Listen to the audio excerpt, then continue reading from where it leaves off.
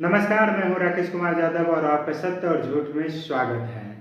आज मैं आपको अमेरिका की जो खुफिया एजेंसी का प्रमुख हैं, जो भारत के दौरे पर हैं, उनके बारे में कुछ बातें बताना चाहूँगा, विश्लेषण करना चाहूँगा। आज उनका मिलन हमारे देश के प्रधानमंत्री नरेंद्र मोदी से हुआ और दोनों के साथ जब ये मिलन हुआ तो दोनों ने अपना अपना जो धरोहर था, जिसे वो पूछता है, जिस पर उसका आस्था है, आदान प्रदान किया। प्रधानमंत्री नरेंद्र मोदी ने महाकुंभ का जो संगम स्थल का जल था उसे भेंट में दिए और तुलसी गवाड ने अपने साथ तुलसी का माला ले के आए थे, उन्हें भेंट में दिए। तो दोनों नेताओं ने एक प्रकार से कहें तो आप अपना अपना जो धरोहर है उसको संजो कर रखे हैं। और हमारा देश का जो प्रधानमंत्री है वो तो हजारों वर्ष पुराने जो धरोहर है उनको आगे बढ़ाने में अपना कोई भी कोर कसर नहीं छोड़ता है। तो जैसे दोनों देश के जो नेता एक साथ एक प्लेटफॉर्म पर मिले थे तो दोनों ने अपना अपना साझा किया और बातचीत की उनसे, उन्हें बताएं हमारे देश के प्रधानमंत्री ने कि ये वो स्थान का जल है जहाँ पर 66 करोड़ की आबादी एक स्थान पर आके अमृत स्नान किए थे, डुबकी लगाए थे। और ये अपने आप में इस जल में 3 संगम गंगा, यमुना, सरस्वती का समागम है। ये तीनों एक ही स्थल पर मिलता है और ये जल वहीं का है। और तुलसी गवाड साहब जी अपने साथ जो तुलसी की एक माला लाई थी वो मोदी को भेंट किए। और तुलसी गवाड के नाम से आप सबको पता लगता है कि बहुत से ऐसे लोग हैं भारत में जो इसे भारत से जोड़कर देखते हैं, जबकि ये वो सत्य है, तुलसी गवाड जी भारत से बिल्कुल उसका दूर दूर तक कोई नाता नहीं है।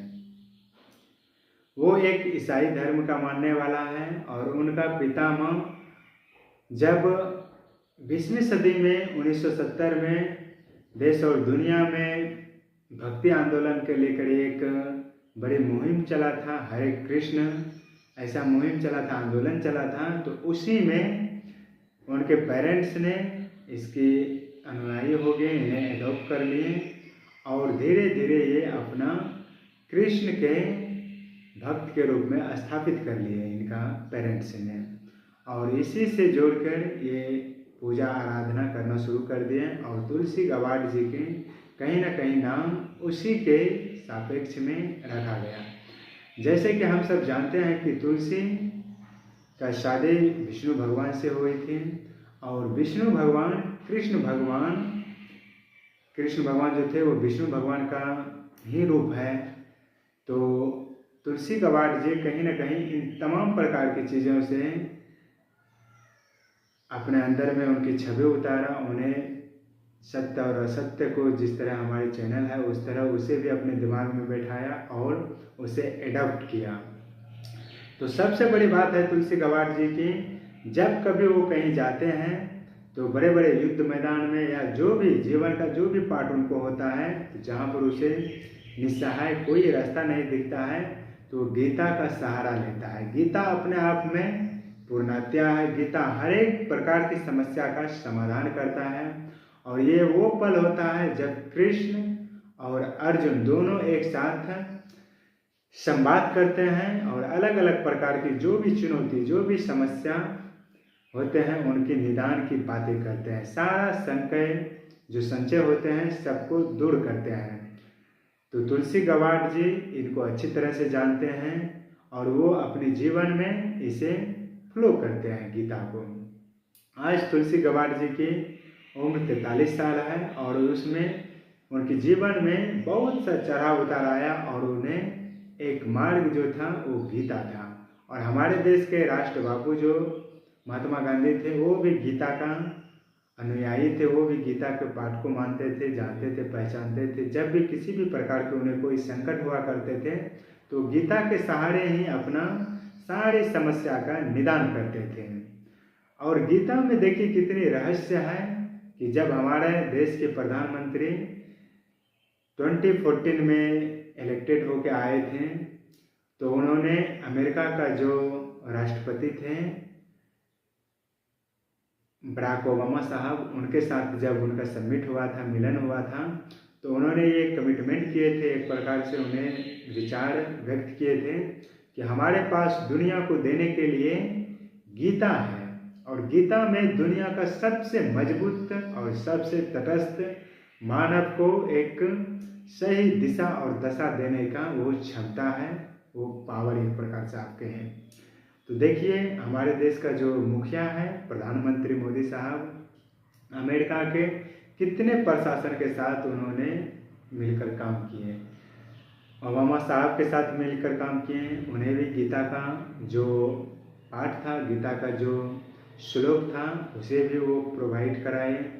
दूसरे डोनाल्ड ट्रंप आए, उनके साथ भी प्रशासन में काम किए, फिर जो बाइडेन साहब आए, फिर आज डोनाल्ड ट्रंप आए हैं, और ये हमारे देश का जो प्रधानमंत्री हैं वो लगातार 3 बार अपनी सत्ता पर काबिज है। तो एक प्रकार से कहें हमारे देश के प्रधानमंत्री जो है अपने धरोहर और संस्कृति को, विरासत को संजो कर रखने में अपने आप में पहचाने जाते हैं। वो दुनिया के अलग अलग प्लेटफॉर्म पर इस तरह की धरोहर को प्रोवाइड कराते हैं ताकि दुनिया इससे रूबरू हो, दुनिया इसे जाने पहचाने। जैसे कि आपने देखे होंगे हाल ही के दिन में मॉरिशस का जो राष्ट्रपति थे, उन्हें भी ये संगम स्थान का जल को भेंट किए थे, और आज अमेरिका का जो इंटेलिजेंस का चीफ थे उन्हें भी ये भेंट किए।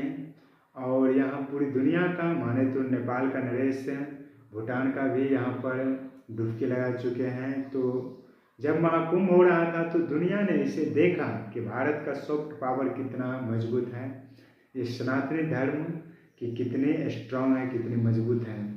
लेकिन हमारे ही देश के कुछ ऐसे लोग हैं जो सनातनी को शर्मसार करते हैं, जो इसे एक अलग प्रकार के अलग थलग करते हैं। आज आप सोच सकते हैं कि दुनिया की जो पावर, जो शक्तिशाली माने जाने वाले अमेरिका हैं, उनकी जो खुफिया एजेंसियां हैं उसके मुख्य प्रमुख, जिसे आप कह सकते हैं चीफ कह सकते हैं, वो तुलसी गबार्ड है।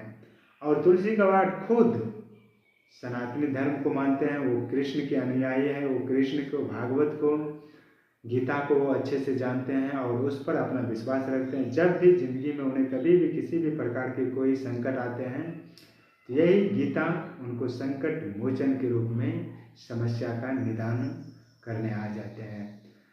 तो आज हम सब के लिए, पूरे भारतवर्ष के लिए गर्व का बात है कि पश्चिमी दुनिया में हमारी जो संस्कृति है, हमारी जो सभ्यता है, हमारे जो ग्रंथ हैं, उसे भी अच्छी तरह से मानते हैं, उनकी सॉफ्ट पावर को वो जानते हैं कि गीता वास्तविकता में क्या है। गीता ऐसी है कि वो सारी दुनिया को सही दिशा और दशा दे सकता है, और आज उसे हम सिद्ध होते देख रहे हैं। तो तब तक के लिए नमस्कार, आप अपना ख्याल रखें, और कुछ अगर आउटपुट इनपुट निकल कर आता है मैं आपके साथ वो भी शेयर करेंगे। धन्यवाद।